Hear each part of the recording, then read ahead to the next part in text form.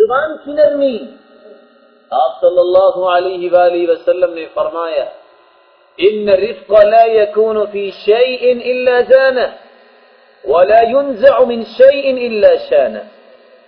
نرمی جس پہلو میں آ جاتی ہے وہ پہلو خوبصورت بن جاتا ہے، اور جس کام کے اندر سختی آ جائے، ترشی آ جائے، اکھڑ مزاجی آ جائے، وہ خوبصورت پہلو بھی بدنما بن جاتا ہے. آپ صلی اللہ علیہ وآلہ وسلم کے پاس طفیل بن عمر الدوسی رضی اللہ تعالی عنہ تشریف لائے، اور یہ قصہ میرے اور آپ کے لیے اس وقت ان حالات کے اندر بہت ہی سبق رکھنے والا یہ قصہ ہے. آج مسلمانوں کے بارے میں ڈس انفارمیشن ہے، یہ تشدد پسند ہے، ان کے اندر کشمکش ہے، یہ فسادی ہیں، جھگڑالو ہیں. یہ ڈس انفارمیشن کفر نے پھیلائی. حالت یہ تھی کہ آپ صلی اللہ علیہ وآلہ وسلم کے ساتھ بھی یہی پہلو پیش کیا گیا.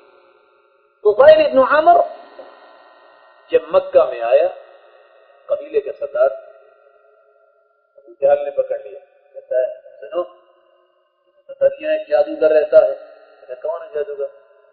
اگر اس کی آواز تم تک پہنچ گئی تو جادو چل جائے گا. کہتا ہاں. دوسرے نے پکڑا، تیسرے نے پکڑا.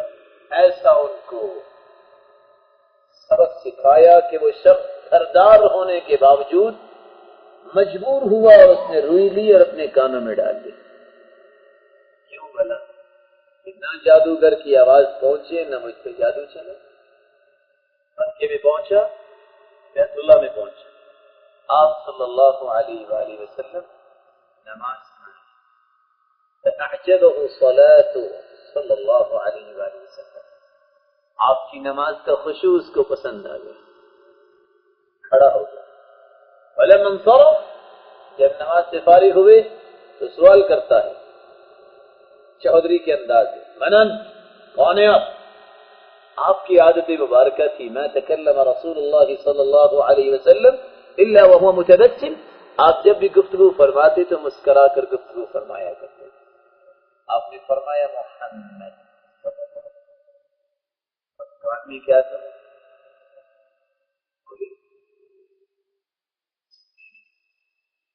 سوچتا ہے کیا انہوں نے پاگل بنا رکھا ہے مجھے. اگر کوئی بری بات ہوگی تو میں نہیں مانوں گا، بڑی نکال کے پھینک. منن کون ہے آپ؟ آپ نے پھر اپنی عادت مبارکہ کے مطابق مسکرائے. کہا محمد. آپ جادوگر؟ کہا جی ہاں یہ جادوگر کہتے ہیں. کہا ہاتھ آگے کیجئے، جادو میں بھی سیکھنا چاہتا ہوں. اشہد ان لا الہ الا اللہ وان محمدا رسول اللہ صلی اللہ علیہ وسلم. اسلام کو قبول کیا اور قبیلے کی طرف واپس پلٹے. تھوڑی سی توجہ چاہیے. لوگ کہتے ہیں قرآن و سنت پڑھنے سے رشتہ داروں میں لڑائیاں ہو جاتی ہیں. لڑائیاں نہیں ہوتی، ایمانی تقاضا بن جاتا ہے. طفیل پہاڑوں کی چوٹیوں سے گزرتے، وادیوں میں اترتے، واپس پہنچے، سامنے باپ آیا. کہتے طفیل وصل، آگے ہو. قال الیک عنی، دور رہنا مجھ سے.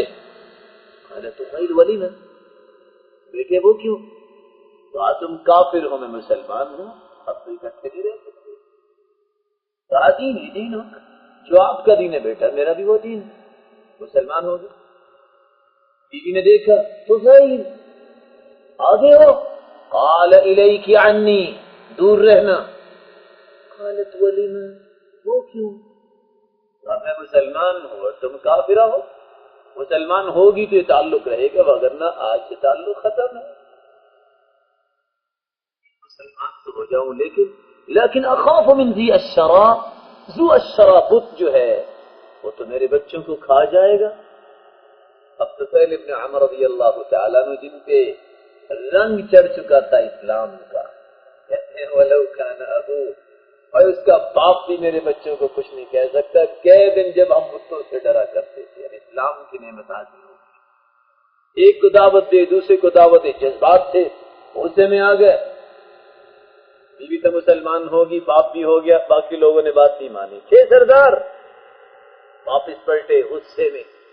اللہ کے رسول صلی اللہ علیہ وآلہ وسلم کے پاس پہنچ چکے تھے. یا رسول اللہ صلی اللہ علیہ وسلم ادعو اللہ ان یہلک دوسا، دعا کیجیے اللہ پورے قبیلے کو برباد کر دے. آپ مسکرا دیجیے، کہا چلو ہم اکٹھے دعا کرتے ہیں. ہاتھ اٹھاؤ، ہاتھ اٹھا لیے. اللہم، جب آپ صلی اللہ علیہ وآلہ وسلم نے یہ کلمات کہے تو طفیل کہتے ہیں میں نے دل میں کہا ہلکت دوس، اب دوس قبیلہ واقعی برباد ہو جائے گا. اب اللہ کے رسول کی زبان سے نکلی بات تو سچی نکلے گی. لیکن آپ نے دعا کیا کی، اللہم اہدی دوسا وأتی بہم، اے اللہ دوس قبیلے کو ہدایت دے دے اور میرے پاس لے آ.